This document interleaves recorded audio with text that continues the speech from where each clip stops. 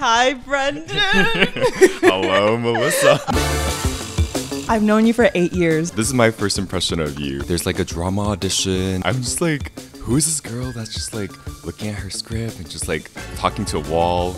And then lo and behold, we became casted as husband and wife. We were casted as husband and wife 3 times throughout high school. And then the 4th time we played siblings. It's like not... Like, lover to sibling pipeline. I hate that. Does your mom still remember who I am? Yes, of course. She does? Okay, good. Oh, also, they always go, oh, how's your wife? I'm like... Melissa, what if we get married one day? I don't know. But you never know. Sparks could fly. I actually also like became a street performer. So yeah, I like was busking. Why are you laughing?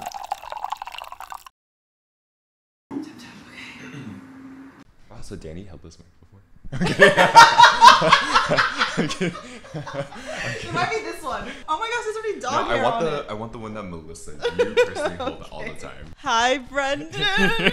Hello, Melissa. Oh my goodness. I've decided to bring an old friend on the podcast because I think you're one of the most interesting people I've ever met in my entire life. And you met old by the fact that I'm 52 this year. Thank you so much. So I've known you for 8 years, I think. Yes. Yeah, pretty much. Well, yeah. yes. Yeah? Yeah, quite a long time. Yeah, we like both transferred to the same like middle school in 8th grade. Oh no, we I didn't. transferred in high school, but a lot of people Oh, no wonder. feel like I've been there for a longer time because I was just so loud. Yeah, and I still remember the first time that I met you actually. So we met in high school. And then but you tell me. Oh God. this is my first impression of you. So there's like a drama audition and like we're auditioning. It was for the play You Can't Take It With You. Yep. And then I'm just like, who is this girl that's just like looking at her script and just like talking to a wall? And then lo and behold, we became casted as like husband and wife. Yes. We were casted as husband and wife 3 times throughout high school.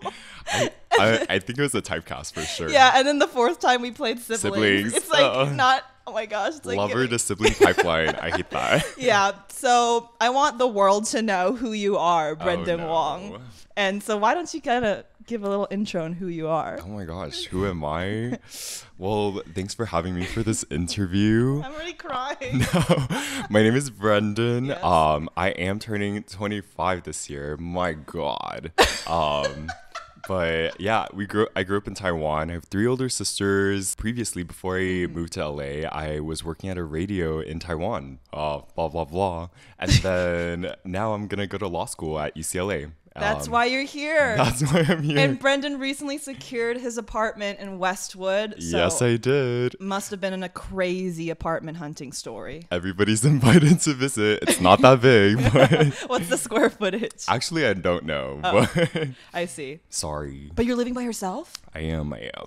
Yeah, it's very exciting. I don't know. I think it kind of reminds me of undergrad, but grad school also feels a little different too. I feel like I had a bit of life that like I've experienced. I was in Taiwan. I was like doing the military service before the radio. So, I was serving.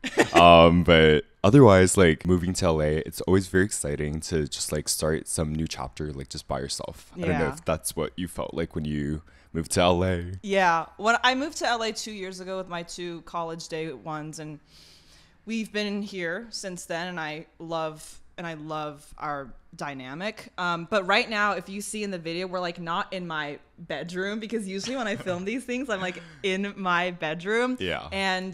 But for the summer, I'm dog sitting for a friend while they go on their 5-year wedding anniversary. Like, they are so in love. It's actually so inspiring. So I was brushing my teeth when I first came in a few weeks ago. I was like brushing my teeth in the morning, and there was a note on the mirror from Stephanie to Tim saying like, I love you. Thank you for being my best friend. And I was like, I'm intruding. Oh my God. That is so cute. Yeah. Oh my gosh. But, and I'm not the dog, by the way. No.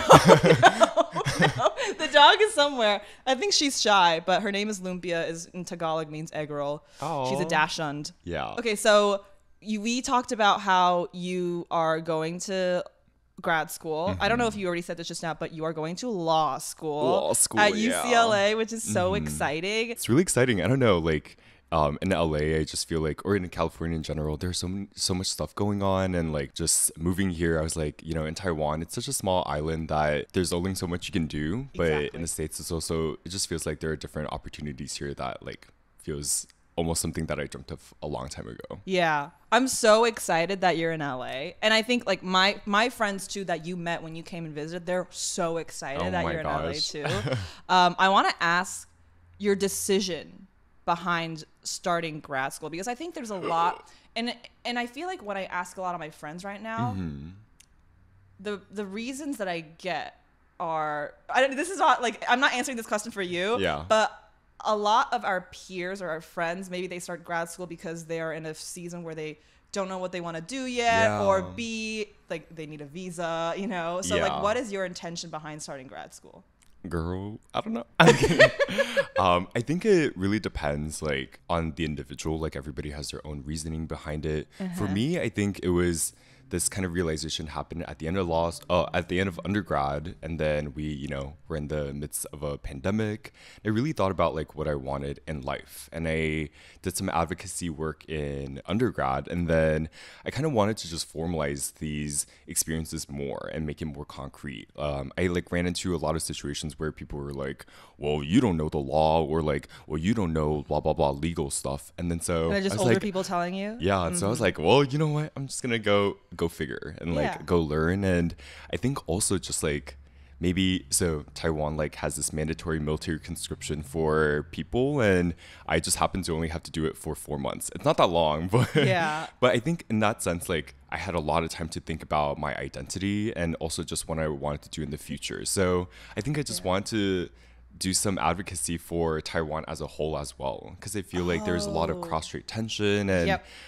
especially when there were some American politicians that came to Taiwan, they Oh my gosh. I it was just felt like crazy. And you were there too. I was, yeah. And then when people were like, well, let's take a look at these experts, or these are the experts you should like follow on Twitter, and I'm like, they're non-Taiwanese, But they're Americans. Exactly. Yeah, And they're so seeing then- things through a Western lens. yeah, so then part of me is also like, well, you know, you got to be the change you want to be in some way. So I think that's Yeah. where I want to go, and is just like to equip myself better with some legal knowledge so that I can advocate better for, you know, my home Love. country. And before I follow up, I'm so sorry I didn't like introduce our drinks. Oh, Like la I just kept la. you hanging there. But these are matchas from Maru Coffee. Oh my gosh, very LA. I know. On this pod, Wow. it's only matcha.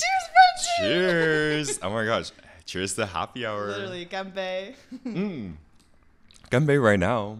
Ganbei. I wanted to follow up with, because I think it's so admirable, because we went to international school in Taiwan, but most people that we know, we come to the States and we decide to live here. Yeah. What was your decision behind wanting to make more of your mark in Taiwan?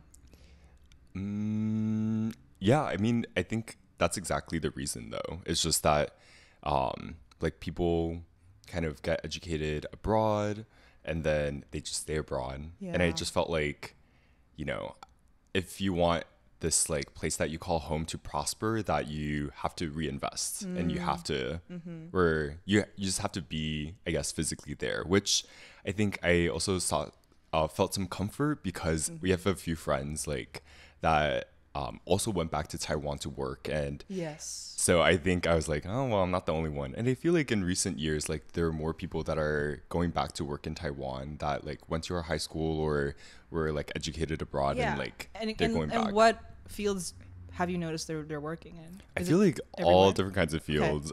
Some people went back to our school to teach, Yes. and some people, I guess, work in some marketing jobs. So I feel like everybody's kind of sort of finding their own ways back, but Yeah. then just making it work for them. Because I feel like, you know, I hear a lot of different arguments about, you know, Taiwan salary wise is just not that competitive, you know. I come here and I like convert a cup of coffee, I'm like, oh my god, that is I so know expensive. this is like Like $7. in my head, like it's not just like a $10 thing. I like convert it to like NTD, you know. Yeah. So then, Yeah. and then on top of that, you add a little tip. On top of that, you add a little tax. I'm like, girl, like, Yep.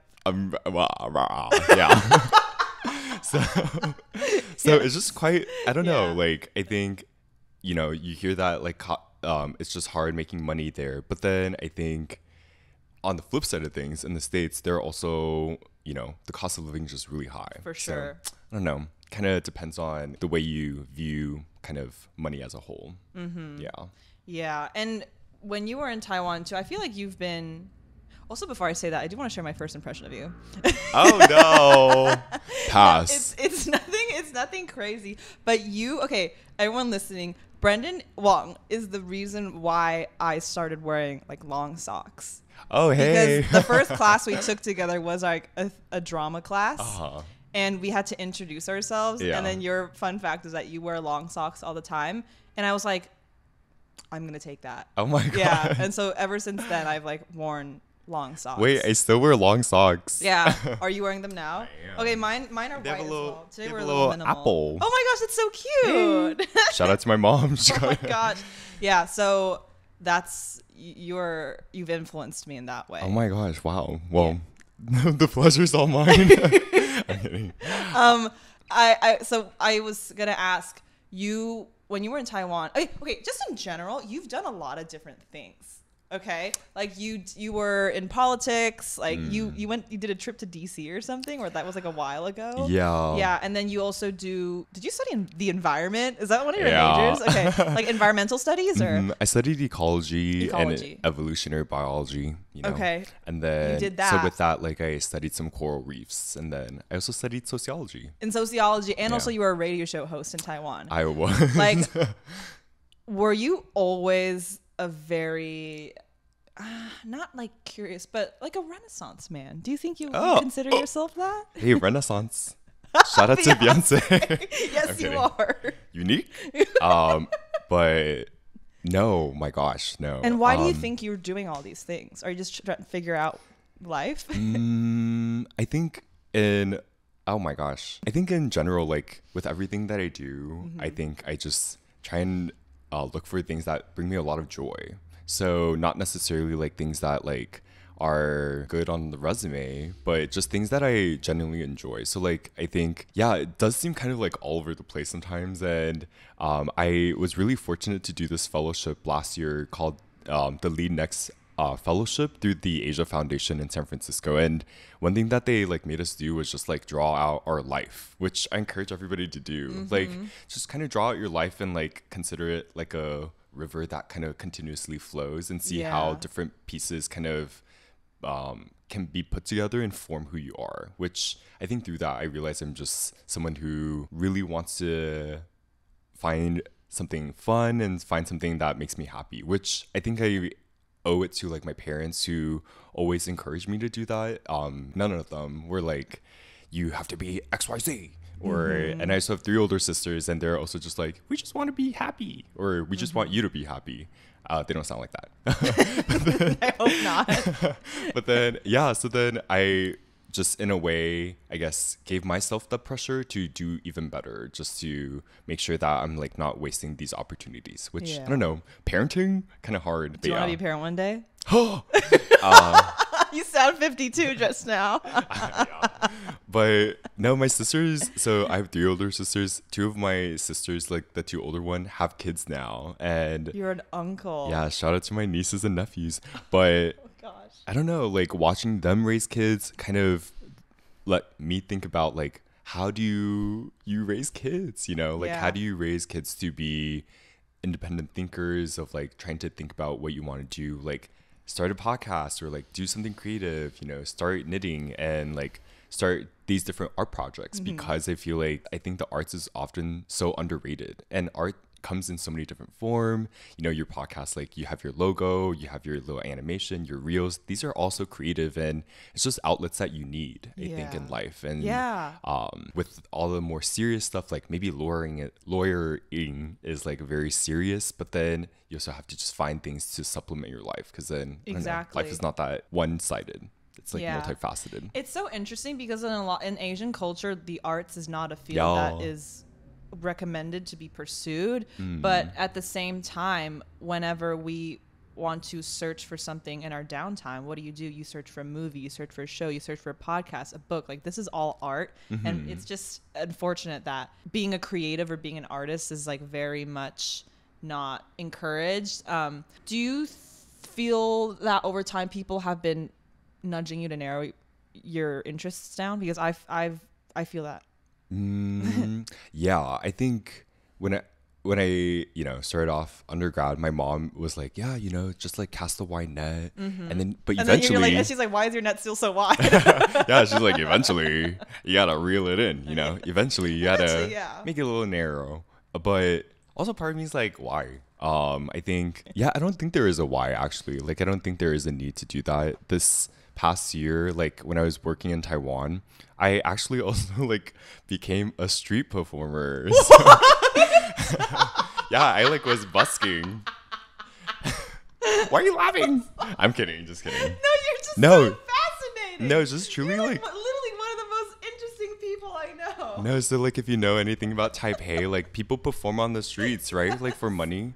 And then so I was like, whoa, like how do you do that? And like I don't know how like my phone heard that, because then I got a advertisement for like this class you can go to, and then they'll teach you to be a street performer. So why did you do this? You guys, I was like, I need to spice up my life. And it truly was like, it was such a great experience. Like, I don't know if you like, I encourage everybody to just like have these moments of just being like, ow, what the Yeah, F? or like take an improv class, Yeah, just like do anything. Like, number one rule of improv is always say yes. Yeah. We were an improv team and we won. We won that year. But yeah, like I just did that, and honestly it was so fun. Like, yeah, I performed and met some really great people, and just like met people in the city and felt very immersed in the community. And I just sang for like sang? Oh yeah, because Brendan also sings too, and you were an acapella. I was. Yeah, like I can keep listing out the random things you've done. Not random. No, very random. No, very random. Sometimes I wake up with a crisis. I'm like, what am I doing? Are you a baritone? I'm a bass. A bass. Yeah, okay, I can't. What's the difference between the two? A bass is a bass is just lower in vocal range. Okay. Yeah. Is it the lowest one? It is, yeah. Yeah, I mean, it is. I mean, people who are listening, like, yeah, you also have a very unique voice. No, my God, Oh my gosh, I'm actually crying. Yeah. I keep laughing. You're like, what is he doing? But yeah, you were busking and then you sang. Busking. So how would you start singing to people? So Did you this have a one guitar? time, yeah, I did, yeah. But then I also had some bandmates too, so it was like the four of us. It's really cute. Oh my gosh, it's like Emily in Paris, like Mindy performing. Oh hey, yeah, Brendan in Taiwan with his friends. I don't know what I'm doing. Okay, so what songs did you sing, and like did people request, and what was the setup like? The setup was so we just like laid some string lights on the floor, and then I think like you just kind of have to talk. You just have to like go for it, Yeah, and so that people can know that okay, he's inviting. Yeah, and then I just was like, so has anybody experienced heartbreak recently? And then it'd be quiet, and then so I'd be like, oh, well, I did. So this song's called "The One That Got Away" by Katy Perry. No, I'm not. I'm serious. So That's so funny. Yeah, that's what I did. Yeah, it was often like always kind of dry, but kind of funny. And then some people just like watch for a bit. Some people like gave me money. Good. Yeah. How much money have you earned from busking in Taiwan NT dollars? 有超过1000台币吧?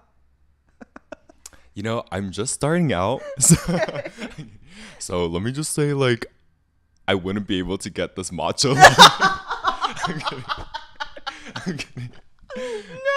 I'm kidding. No, it was like maybe like I think at most I got like $15. But then we gotta split it like amongst 4 people. Oh my god.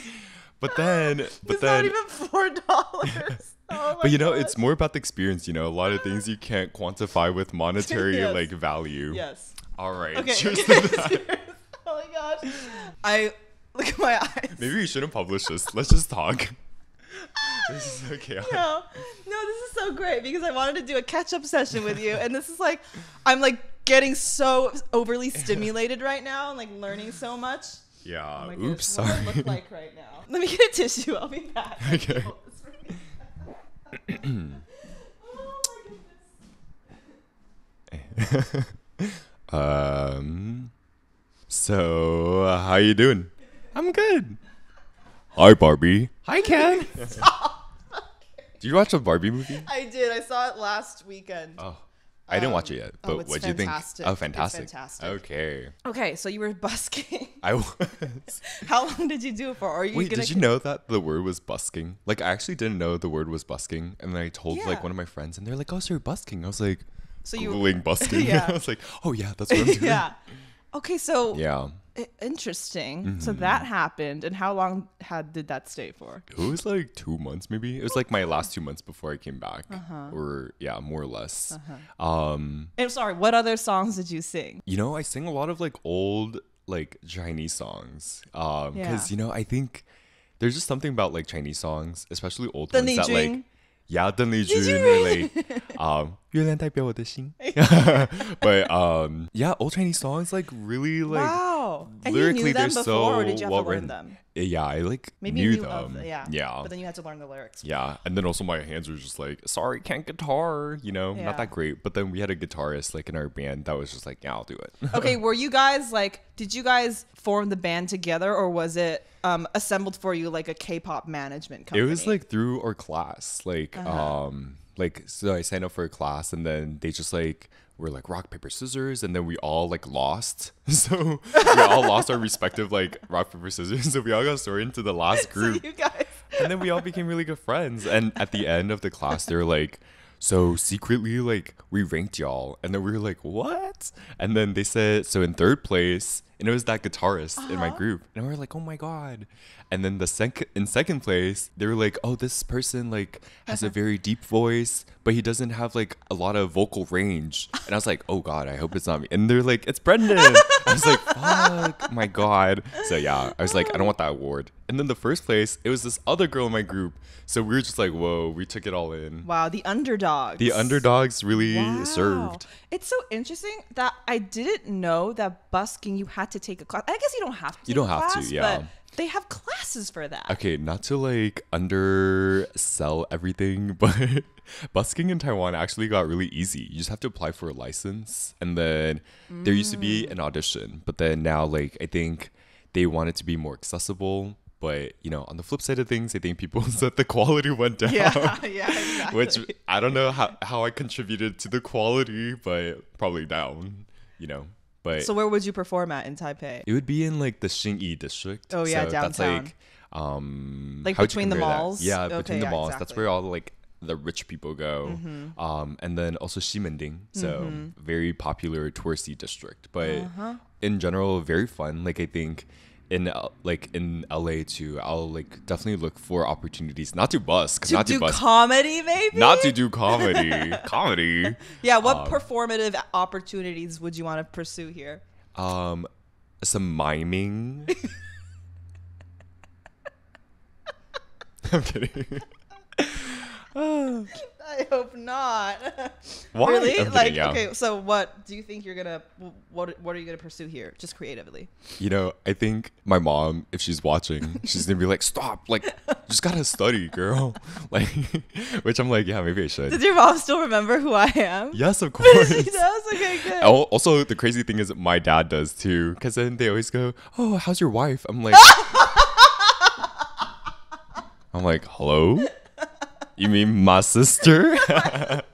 My wife's sister? Yeah, no, that's what my mom always says that, because like you're Brendan, and then I have another friend, Brandon. Okay. And so my mom can't really, her hearing isn't that good. So I say it, and then she'll be like, that one, or then the one that played your husband? And then he's like, Brendan, the one that played your husband. Brendan, the one that played your husband. Brendan, so that's your full name in the house. Yeah. And Melissa, what if we get married one day? I don't know. But you never know. Sparks could fly. And nah, sparks are not flying. Oh my goodness. It's just tears. It's just tears. Just tears all around. But You're remaining such good composure, and I'm the host, and I'm like completely breaking down. I'm like glitching. me too. Yeah. Okay, so what were you gonna say that you said your mom didn't want you to say just now? Oh, she would say just focus on your studies, but you know, gotta compliment my whatever like grad school stuff with a little bit of creative juice. So I did bring my guitar, but Oh, you brought it from Taiwan? Yeah, no, I brought it here actually. No, I didn't. It's the dog. No, it's just the dog. Yeah. Yeah, flew it all the way from Taiwan. Dang, because I have a guitar back home because I also grew up playing the guitar. Yeah. But I just did not bring it here because it just feels like a chore. Yeah. I mean, what do you feel?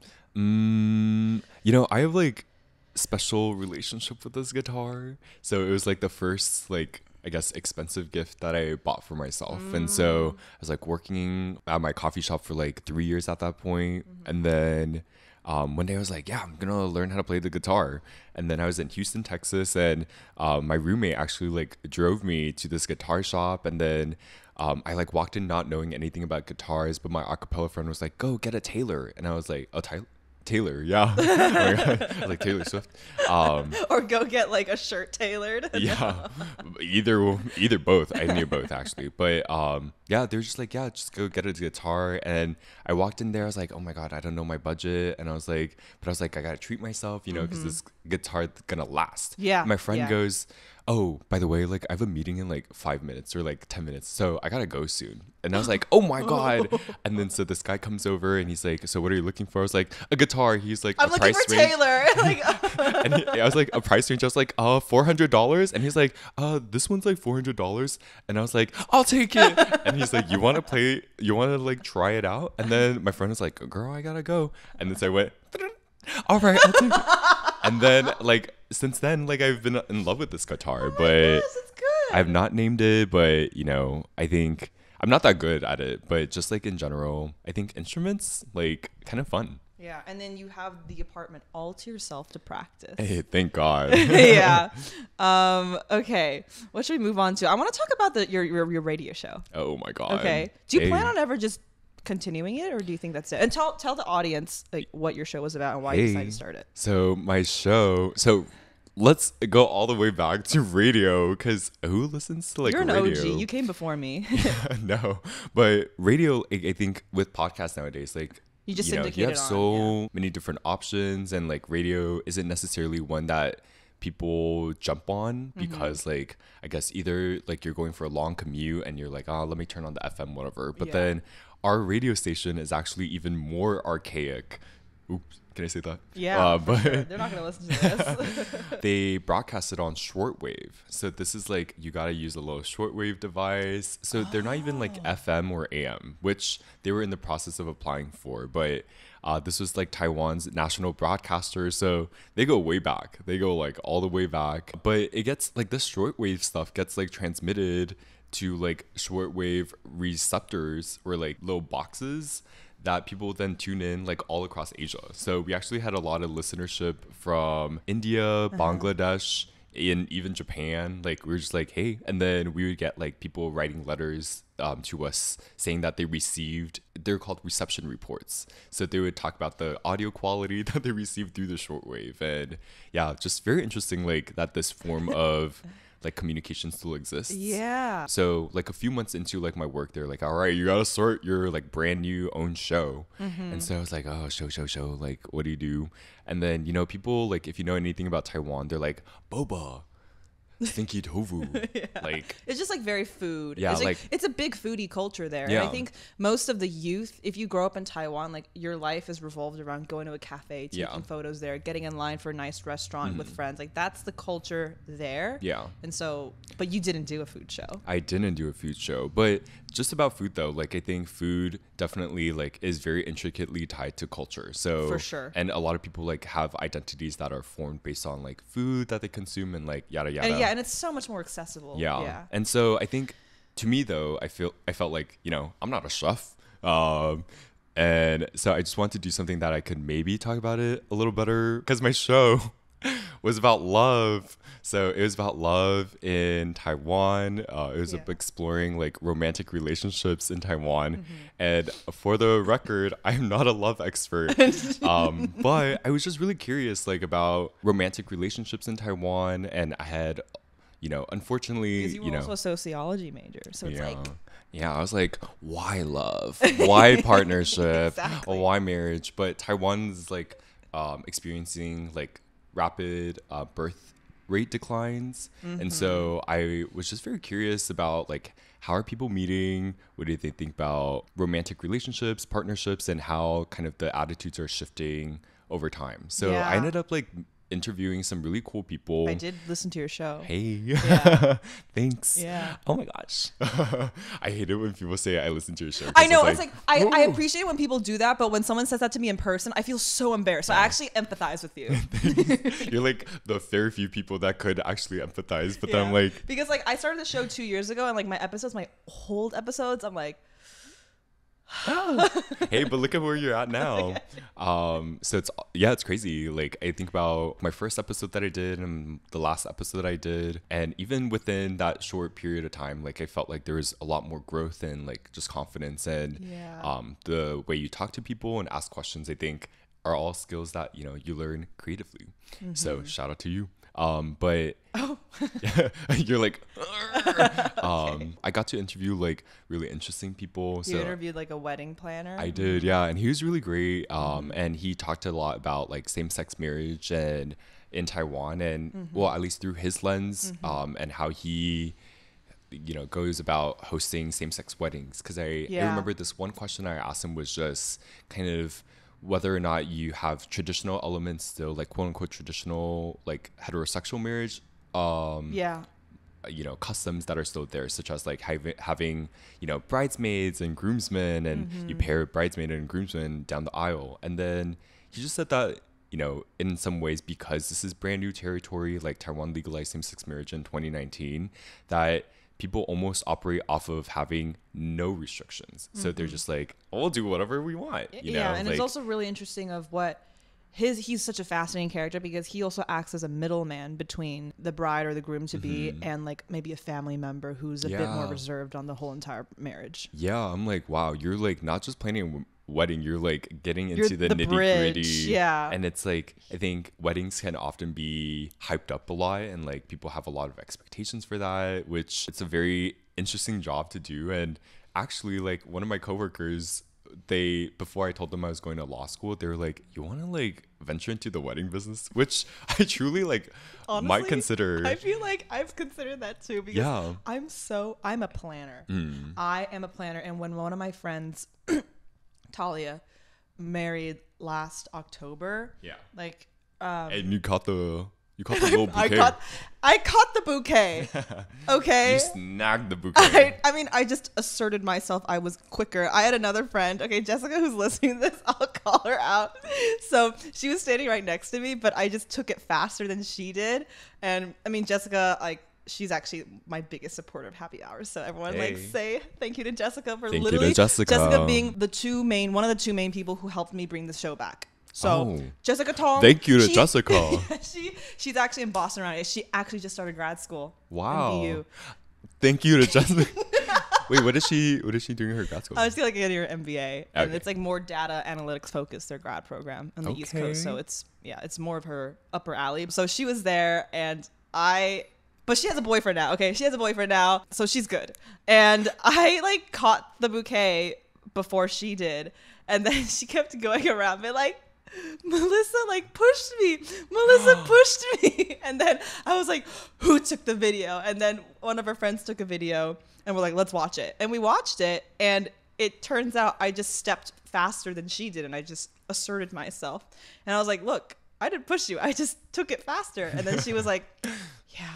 And then I hear her say very quietly, well, you need it more than I do anyway. Which is true. I would have combusted. I heard it. I was like, ah. Damn. I know. I got the bouquet, but nothing's happened since. If you ever go back to Taiwan, you should bring that bouquet and go pray for love, because there's actually a goddess of love. There are actually multiple, but then there are multiple temples where you can pray to the goddess of love. Yeah, there's the goddess of love, and there was you did that episode. Yeah, so I have a really great friend, Huiru, that I very generously invited to go with me to pray to the goddess of love. You know, it's very funny that day because then we were like, okay, like let's write out the qualities that we're looking for in a partner, and then the list just kept going. But then at first we were like, like they should be hot, and then it was They like should be hot as the forefront of it. it's like 3 things, and when we were like actually getting into it, it just became so long. We're like, oh, selfless, like grounded, blah blah blah, like reflective. And then when we got to the place and we were like trying to pray, we were like too shy to like pull out our phones to like look at them. So we were just like, pull out their phones and no, okay. we just like took their incense and just went like this. Okay. And then I was like, damn, like, oh my gosh. So I kind of forgot what I prayed for, but also nothing has happened. Yeah. Okay. Damn. But before I left, the Your lady incense was defected. yeah, and the lady before I left, she was like, come back often, okay? And I was like, damn, you really... I mean, it's a great way for them to earn money. It is, yeah. Because you got to give a little blessing in the money form. I see. We can just pivot now to love. Yeah, let's pivot now to that love. we're already in this territory. Okay. Both of us are like not in relationships, right? You're not in a relationship right now. No.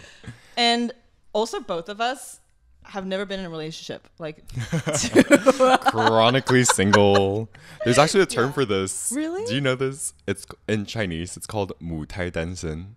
It's like母胎you've been single since you've been in your mom's womb. Oh my god. And like I heard this term like maybe 4 years ago, and it just stuck with me in a way that felt like really weird. I was like, damn, that's my life. 母胎单身. And then I'm just like, 我是母胎单身，我是母胎单身. But we're single by choice, right? Not by default. Choice. Not by default. By choice. Okay, let's actually unpack this because Okay. I'm not very open with just my relationship life, also because I didn't have a podcast back then. Yeah. And especially when it comes to listening to two people who are 母胎单身, you know? So, yeah. And then you can like ask me questions too because like I'm happy to share. Okay. Okay. I shall. Okay, Yeah, so what's up? So for my reasoning, I've just I've not been in a relationship because I don't want to like excuse my French, like I don't want to fuck around, you That's know? your French? Like, I don't want to fuck around, and Yeah. I consider I'm extremely intentional on things I do. I don't like to half-ass things, and especially I don't want a half-ass relationship. Yeah. And there's an argument. People are like, just date and then gain experience. But then at the same time, I don't want to waste my time. I don't want to waste the other person's time. But then I'm also put in a situation where, like, I'm not on any dating apps. Like, I'm also, oh my gosh, I'm also such an old person too, like inside. I'm not on any dating apps also because I think it's an element of being stubborn, be like, I've not been on dating apps for this long. Like, nah, like, let's continue this trend. Maybe that. And also just like a looming sense of insecurity, which everyone has, obviously. But for me, it's like that insecurity has definitely elevated over the past year or two since my PCOS diagnosis, and like my body's changed a lot. And so I feel like it was a little dissociative for me to just like consider myself someone who was like, quote unquote, I don't know, like desirable, you know? And so I feel like that's where I'm at. And also for me, like all of my work is done at home. I edit everything back home. So it's very, I still go out, but I go out with friends, you know? And especially if I don't have any dating apps, like I'm not going out to like seek out a man, you know? And so I'm kind of just put in this situation where it's like, I don't know. It's like, I just really, I want like an in-person meet cute. Yeah. Okay. I want an in-person or even like an Instagram meet cute, you know? Like that'd be nice. But then just coupled with all of the reasons that I've just discussed just now. And also me, like my work is at home. And when I go out with friends, like, it's not really like nothing is happening. Yeah. You know? Yeah. So so that's my reasoning behind why I'm multi-dancer. Yeah. How about you? No, I feel like you said a lot of things that I really resonated with. And I think over the years, I really thought about, you know, what I think with dating comes with a lot of like understanding what your own goals are, for me at least. Just like, what are you looking for? Because I think that then relates to how you value or how you invest your time.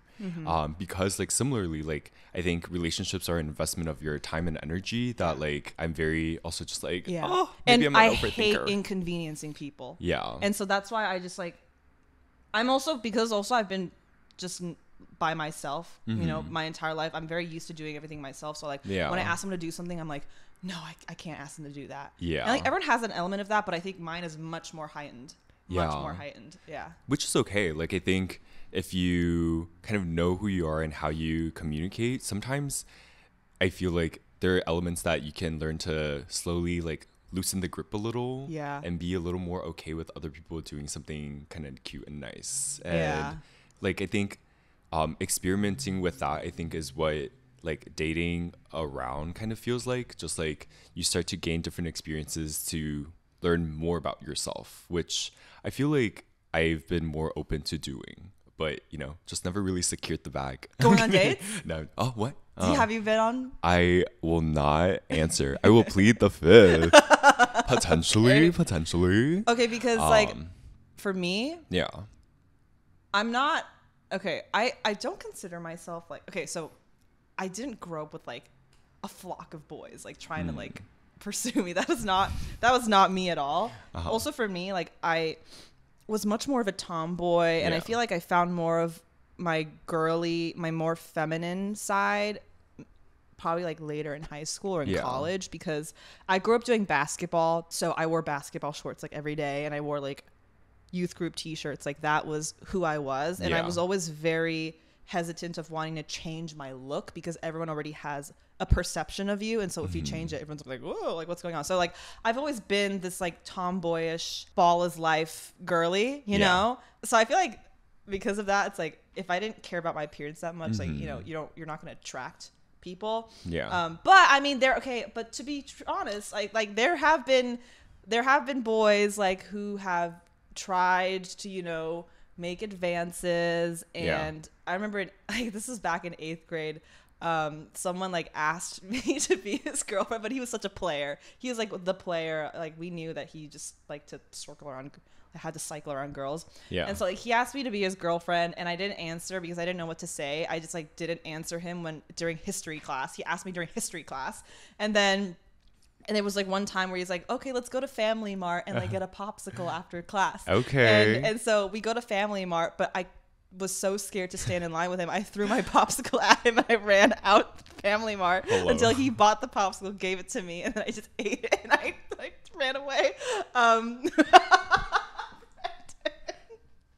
I'm not the guy, but by the way, I'm not the guy. No, this was in middle school. We met in like junior year of high school. Damn. But also like the most recent thing was probably in like my last year of college. So this it was like a person in my class, and we like messaged each other because we were doing everything. So our last year of college, it was all online because of the pandemic, and we would just like message our classmates. And so like because we were in the same class, we'd message each other for assignments. But like you know, I was just being very cordial with him, and I think he took that the wrong way. And so when I moved to LA in 2021, he's like, let's meet up. And so I was like, for sure, you know, I want to know my classmates, and that's it. But I could tell, I'm not stupid. Like I could tell that, you know, he wanted something more than just friendly messages and like meeting for a coffee. And so he like chose Crossroads Kitchen on Melrose as a spot. The vegan restaurant. Like, probably one of the most fancy vegan restaurants in LA. And I was like, no. But then I was like, okay, sure. And then I was like, okay, I got to give him a clear message. And so I asked him, because that same day, my roommate, my best friend, Steven's +1 for a film festival, because his film was premiering there at the Chinese Theater. It was the Holly Shorts Film Festival. And we were carpooling that day. And so I messaged this guy and I said, hey, like for dinner later, is it cool if my roommate comes with me? And I know that's terrible. But I had to send a clear message. And so I was like, hey, we're carpooling.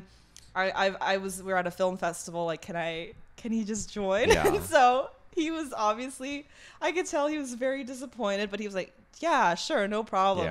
And so we go to Crossroads, and then the booth that was assigned to us was like the smallest booth ever. It was so small. It could only fit 2 people. I was like, Steven, I'm not sitting next to this person. And so the two of us, we were like this. Oh my eating God. dinner while the other guy was on the opposite side of the booth. Oh.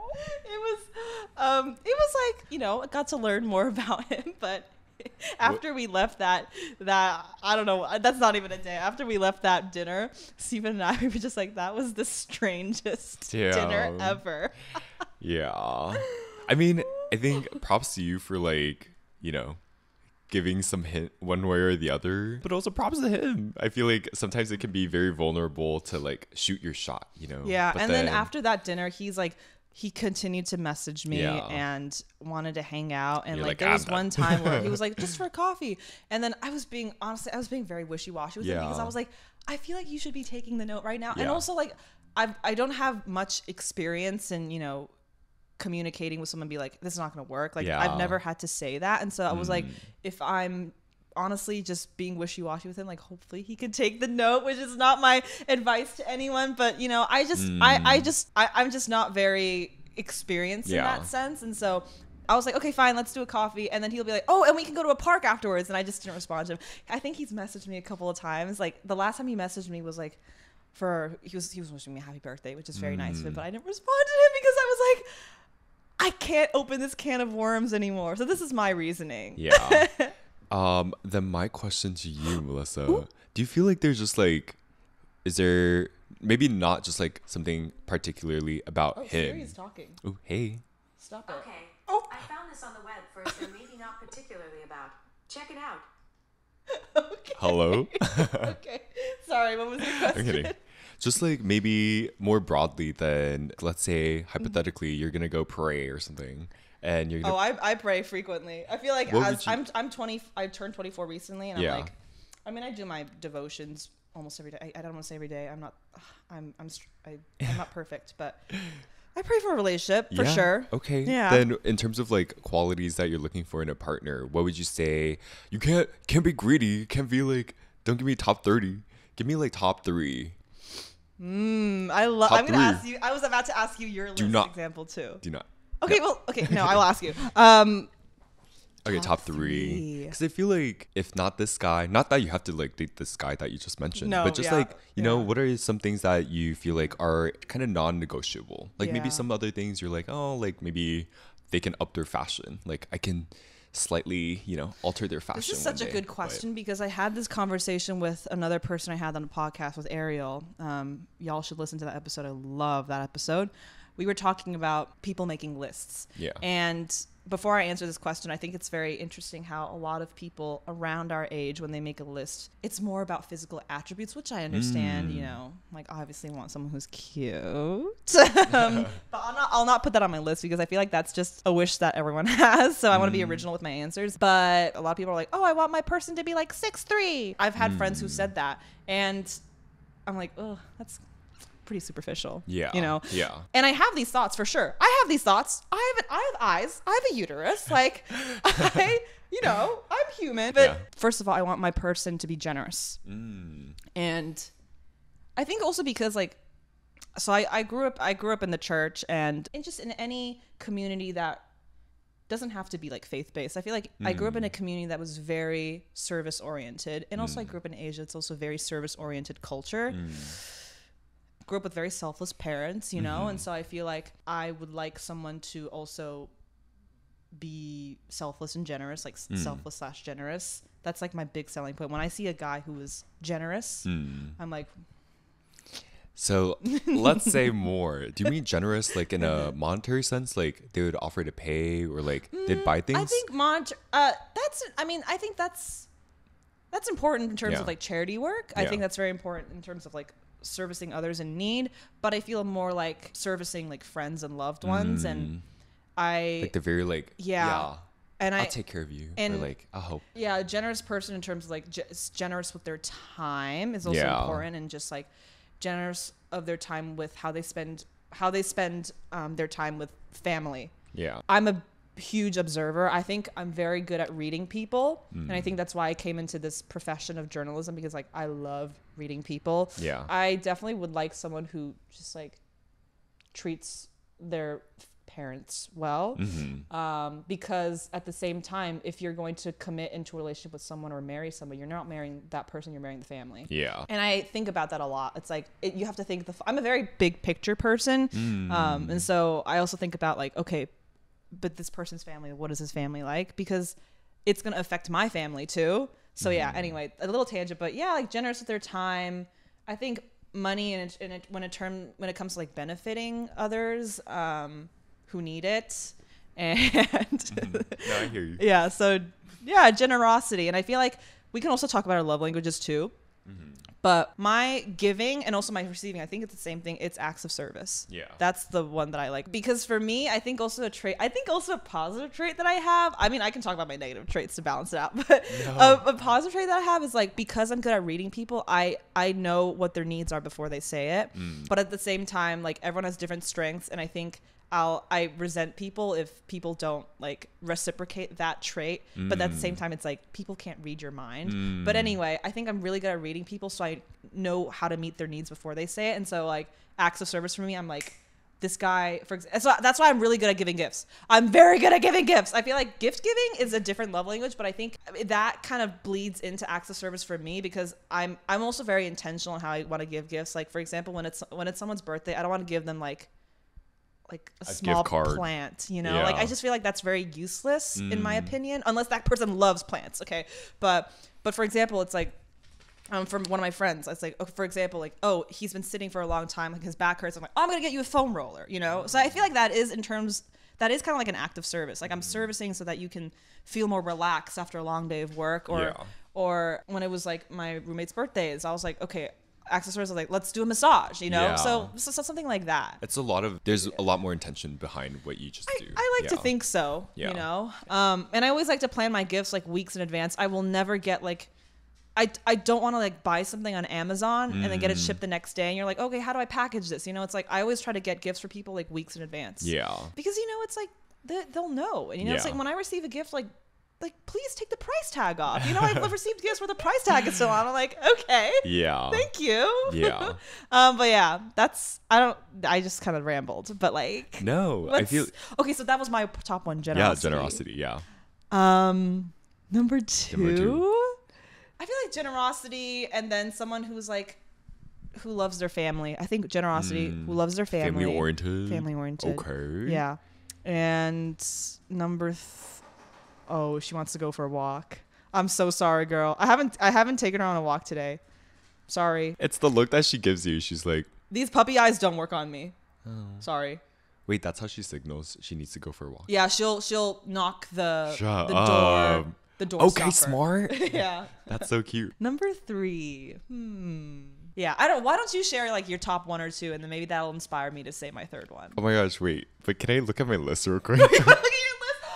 Oh, I don't have anything written down. No, it's just like the list that I wrote when I went to that like temple thing.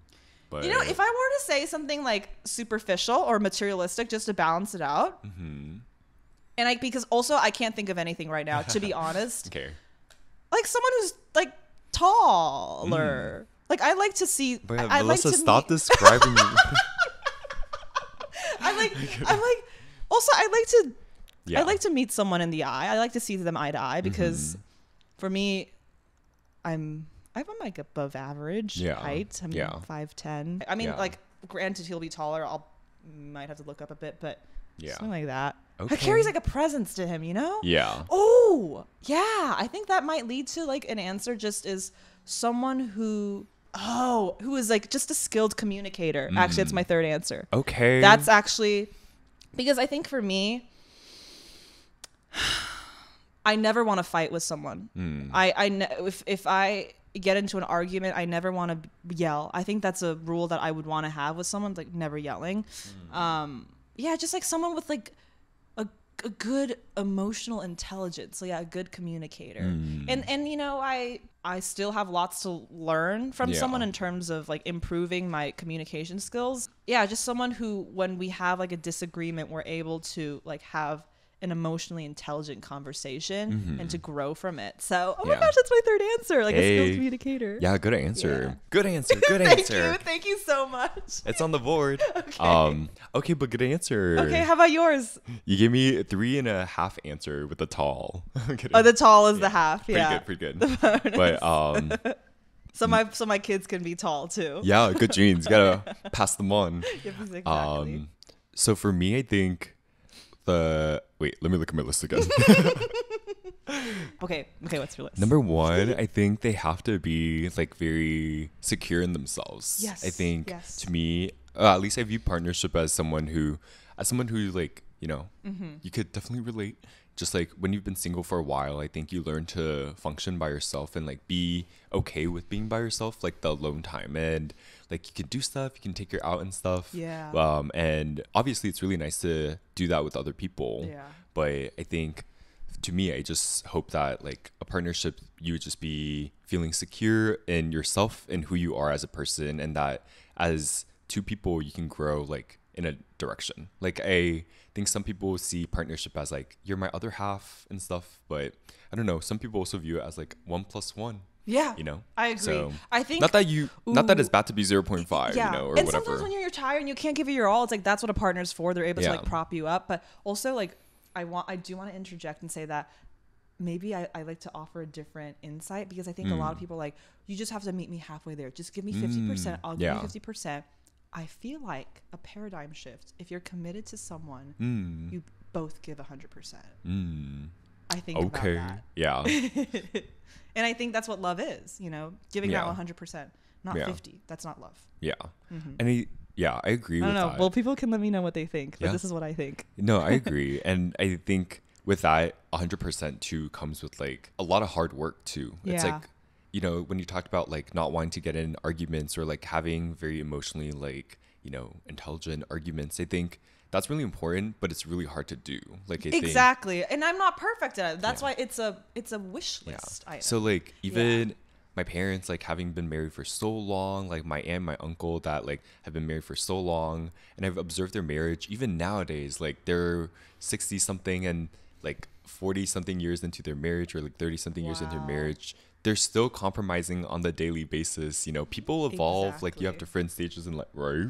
And people like grow, like, you know, you get a little old, maybe you get a little stubborn, and like how do you do that? Like that's something that you probably won't get off of your first date with someone, you know, No. how far in advance they'll evolve and stuff. But then it's about learning how to be like compromising, and that comes with like putting 100% of your effort. So yeah, I agree. The next quality that I think that I really look for is just someone who is funny. Yes, Yeah, I think funny in the sense that like is, you know, you don't take yourself too seriously when it's not that serious. But I you know, it Yeah. varies for everybody. So I feel Yeah. like people set boundaries and stuff. So it's just about understanding like where their boundaries are and where yours are, and Yeah. what you find funny. But I realize like, you know, like a lot of my siblings and my family like members are all very funny. Like Yeah, that's where you get your funny bone from. maybe. Yeah, Yeah, I'm funny.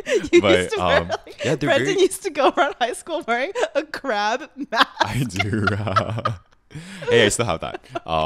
It's actually in banana the suit as suburbs. well. I do. I have that too. You know, the props just keep growing. Can I ask, like, what type of comedy appeals to you? There's so many different types. I feel like definitely like quirky, weird, just like random things that I feel like are conventionally like not that, you know, normal. But then, you know what I feel a lot of comfort in, and what I'm like looking for in a partner is just someone that makes you feel like you're able to be comfortably yourself. And I feel like, you know, there can be a little cute like judgment here and there, like a little banter. But in general, like I think you just want to make sure that you feel like a friend that you've known for a very long time, that you just feel like, oh, you don't have to put up a facade or whatever. Like you can Exactly. just talk however the way you talk, and like, you know, crack a joke here and there, and just be kind of silly and goofy. And so, yeah, my siblings and I like often like do like little jump scares here and there, or like, you know, we throw little parties, and it's just like always very fun, always very weird. And again, I feel like it's crazy enough, like I look back at how much like they've really influenced my perception of love. But Yes. they've all been like with their high school boyfriends. So I feel like I've like said this like on multiple platforms already, and they're probably like, stop talking about it. But they all I have. hope they listen to this. Yeah. Hi, Wong family. Hey. So yeah, like the three of them like have all been dating their high school boyfriends. Two of them like marry their high school boyfriends. So they're like, you know, in for the long game. And then for like my last like podcast interview, my last radio interview, I interviewed my sisters. My sister and her partner. So the third one. So, you know, like they're like entering their 12th anniversary this year, and I'm like, what the hell? But also props to you, you know, like it's so nice, and it's very rare nowadays. I think I grew up, I'm like, okay, like you find a partner and like you settle down like that, and then I was like, whoa, that's not the norm. So what's also really funny is that like I was like, wow, like if I get into a relationship and that doesn't pan out, like I'm gonna be the first person in my family to like experience like a relationship like breakup big time, you know. But it's kind of funny. But This is someone asked me recently. So I met up for coffee with another podcaster, Teasing, and we'll be doing a joint episode together very soon. We were talking about relationship topics, and I was telling her kind of basically what I was telling you, but more shortened when I was talking to her. And she asked me, are you afraid of intimacy? ooh, I'm posing the question to you. and I'm directing it back to you. What the heck? I feel like, no, actually though, what are your thoughts on that? Intimacy. I think for me, it's more of like, I have a lot of insecurity. And for me, I have chronic perfectionist tendencies. And everyone says they're perfectionists, but I feel like a lot of them are more situational perfectionists, like in a work setting. And I think I hold others, and especially myself, I want to hold others to a very high standard. So I think the fear of intimacy stems from me being such a perfectionist. How about you? Yeah, I mean, like intimacy, romance, love, putting yourself out there is very vulnerable. Exactly. And it's also something that you can't necessarily get all the answers right off the bat, right? Like you go on a first date maybe and you're like, what do they think about me? I don't know. And I understand how like you'd want to like be in control of like the things that you can, and like it could be very scary, I think.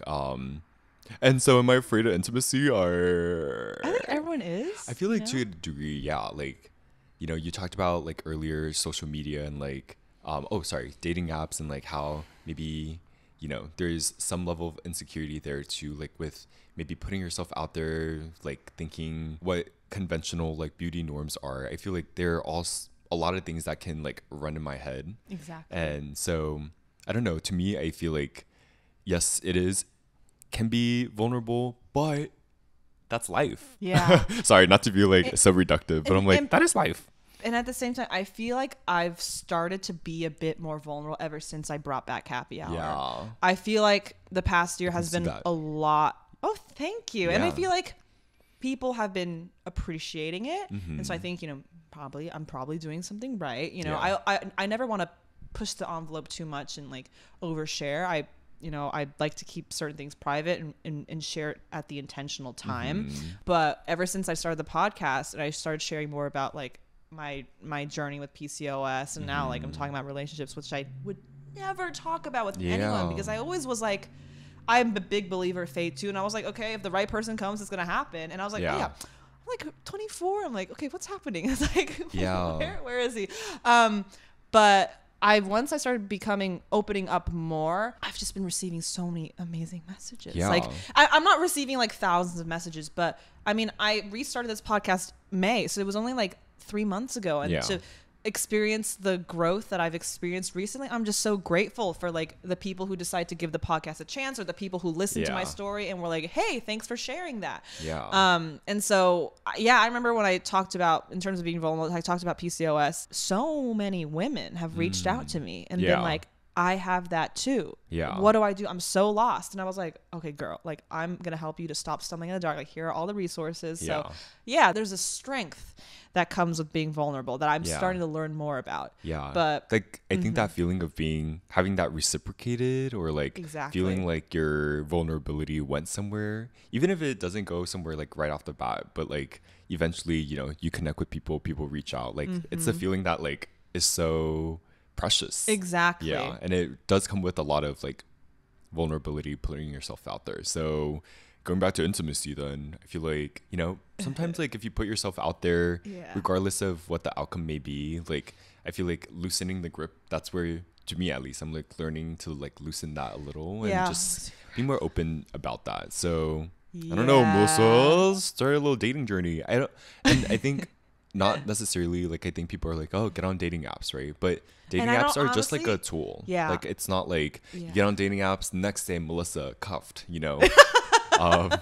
It's imagine I would actually like, if I got I don't know, it's just like I just don't know if I want to invite in the apps and like making a profile, and that just feels so two-dimensional, but at the same time that's like such a big tool to find people, and not just to date but to find new friends as well, you know.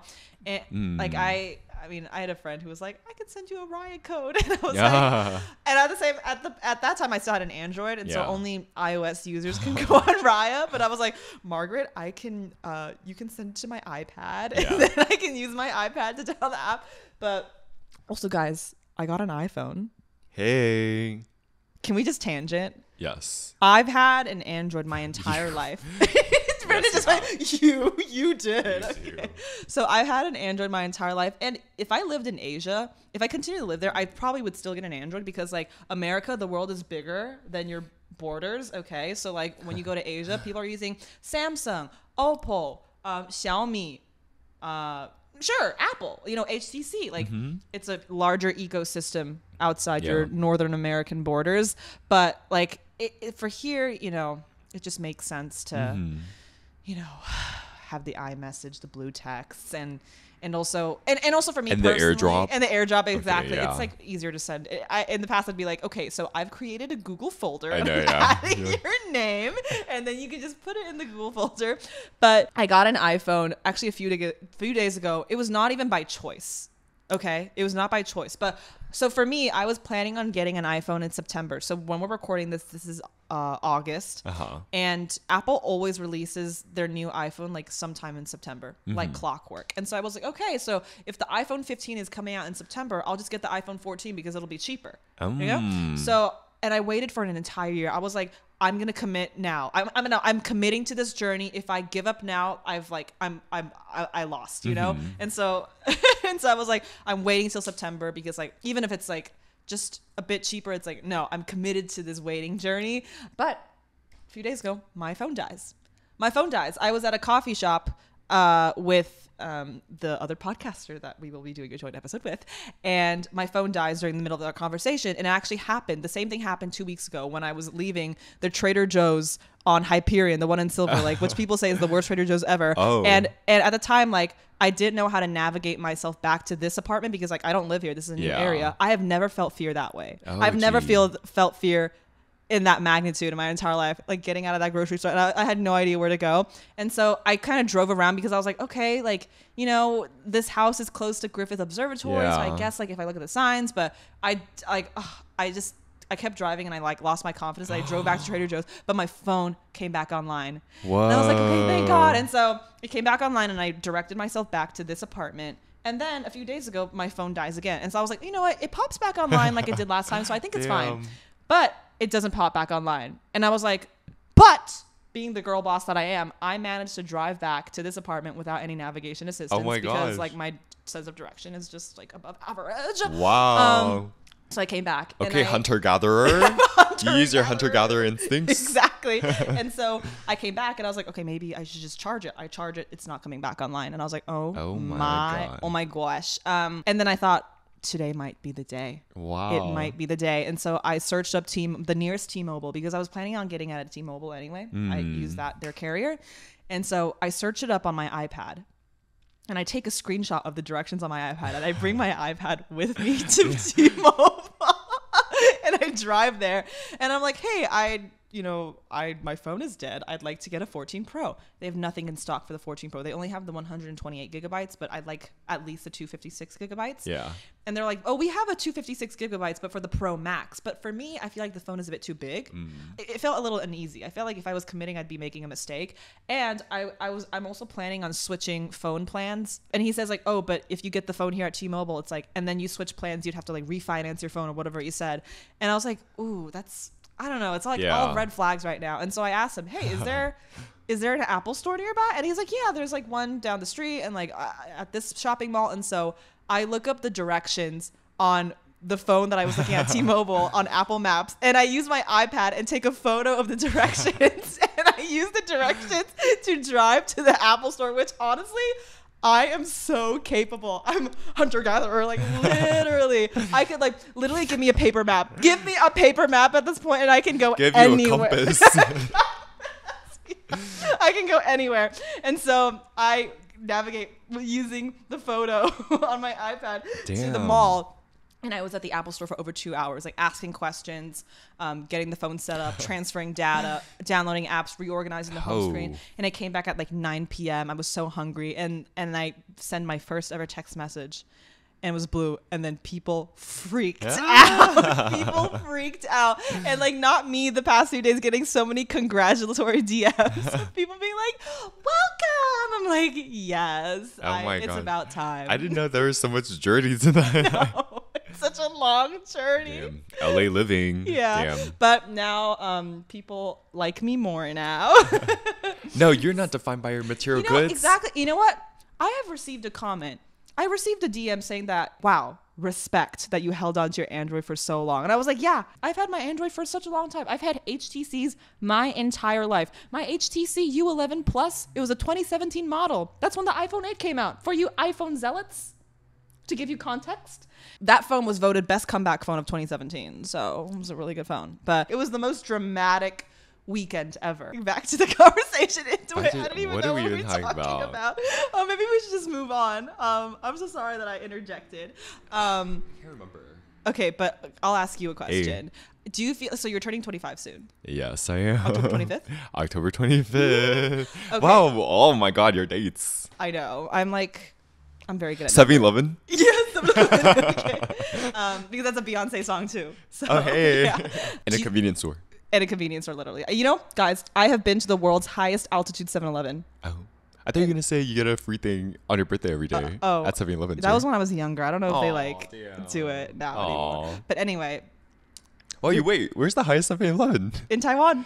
Oh. And I think it's in Taichung. Oh my gosh. Yeah. Wow. And they literally have a sign that it's the highest 7-Eleven. And I went to that convenience store. I took a photo. Whoa. And it was one of my happiest moments ever. Wow. Okay. Your essence. Yeah, literally. But ooh, isn't she smelly? Turning 25, I think.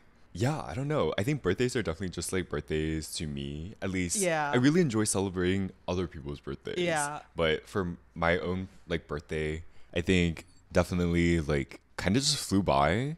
But with like age too, I think age is just a number, and what matters is that I always like to say that you're running your own marathon with like your life, your career, with your love life. Like, I think, it's really easy to look to the other lane to be like, oh, like this person's ahead of me. Yeah. Like, this person's behind me. Now I feel that increasingly. But you know what? Like, I feel like that's like okay to feel, but also at the same time, like, you just gotta focus on your own like lane, right? Because the destination's very different for everybody, and like you can make twists and turns, you can have a little hurdle in front of you. But what I have grown like over the past, I don't know, 25 years is just that like you gain more of a sense of security in yourself, and it comes with a lot of reflection, which I guess ties in with like what I'm looking for in a partner. Do you think you're a secure person?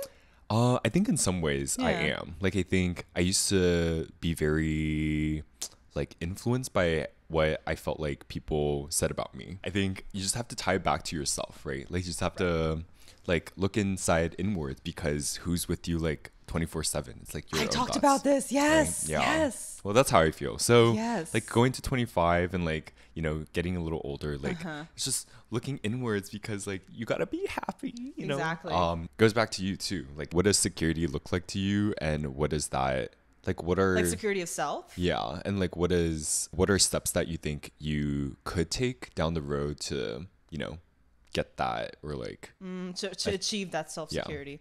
Yeah, that's a great question, because I think for me, my main self-security now is taking charge of my own health. And I think this past year, I've spent more time than like the average person thinking about my own health because of like my diagnosis. And that has really depleted my self-worth. yeah. And it's a long journey of healing, but I know that this is just going to be a really great story one day when I tell it. And I always tell myself that. And like, I know that this is put in my life for a reason. So I'm able to share the knowledge. I'm able to connect with more women who also struggle with the same issue. Yeah. And struggle with being a woman in the American healthcare system, you know?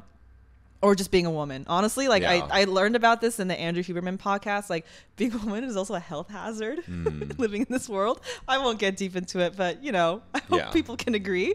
But yeah, I think my biggest point of insecurity is my diagnosis. But at the same time, one of the Sunday services I attended, there was a guest speaker, and he was like, you have to stop fencing yourself based on your circumstances. And I was like, you know, you're so right. I feel like in the past, I used to be like, I can't do this. I can't eat this food because I have PCOS. I can't do this because like my body's a bit more sensitive. I can't do this because I feel this way. And there's so much comparison that happens ever since I got PCOS. But at the same time, I'm like, but look at where it's gotten. Because of PCOS, I brought back happy hour. Because of PCOS, I've connected with women. Yeah. You know, because of PCOS, I've found functional, holistic ways that are going to serve me long term. You know, these are habits that I'm able to not just use during this phase, during this season, but to use lifetime. You know, and most people don't know a lot of these tips and tricks that when you listen to it and you hear and learn about it, it makes complete sense. But I'm like, if I didn't have this, I would not know how to take care of myself properly. I would not have a better relationship with my mental health. I would not have, and also like in Asia, we just never talked about mental health. And I think coming to America, the culture shock was people talking about mental health. Yeah. And I was like, I don't need this. I'm healthy. I'm happy. Like, I don't need this. Like, why is there, like, I don't know. And then, you know, with this whole like journey, I've begun to think like, oh, wow, you know what? Like self-care is quite important. Self-care is healthcare. Yeah. Mental health is your health for And I've just like learned so many new things. It's been I will say it's been an extremely costly procedure. Yeah. But if I don't do this, like when am I ever going to be like fully, you know, self-secure? When am I going to be like fully happy and healthy? You know, I want to reach that stage. And outwardly it feels like I'm, you know, healthy and happy, and you know, in ways I am like I'm able to walk. I'm so grateful I'm able to walk. I'm able to run. I'm able to work out. Like I can do that. You know, I have a big appetite, like thank goodness I can still eat foods, you know, like although, you know, the types of foods are a bit more, you know, restrictive than other people, but like I can still like eat, and I'm very grateful. I can taste food, you know? Just, it's been a very long process, but I think in terms of answering your question, I think my self-security is just being very comfortable in my body. Yeah. And I'm still working towards that. No, I appreciate that. And then like, I also appreciate that you were so open about like talking about how you like reframed a lot of your experiences.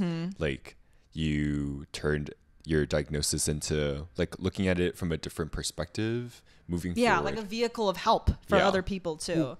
And I think a lot of people, for a lot of women who struggle with PCOS, I've noticed that a lot of them are like really, you know, they're influencers or content creators, and it's not, I don't know if that's a space I want to be in, like, you know, using my diagnosis to like become more notable. I don't know, maybe if that happens organically, like I'm happy to you know ride with the wave. But I've noticed that a lot of the women I follow who have PCOS, they only share about their story after they've been healed. Yeah. And in an ideal situation, I'd like to be that person too. Yeah.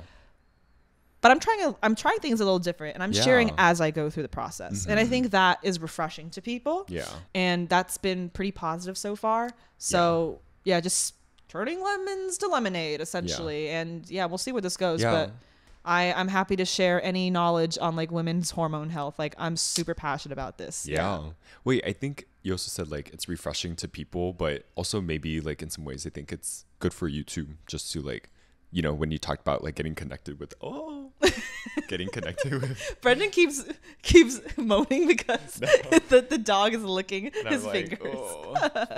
I like, ooh, love dogs. But yeah, like just like when you talked about like opening up to other people and getting that, you know, reciprocation. Like, yeah. I think in some ways it helps you mentally too. So Exactly. props to you, mama. Thank you. Oh my gosh. Okay. I think this is a good time to wrap up our conversation. Time flies like an arrow. Fruit flies like a banana. You know that? No. That's something someone said to me in college and it just stuck forever. And I was like, damn. Okay. Thanks for coming on Happy Hour, No, Brendan. thanks for happing me. Oh, happing me. I'm ESL.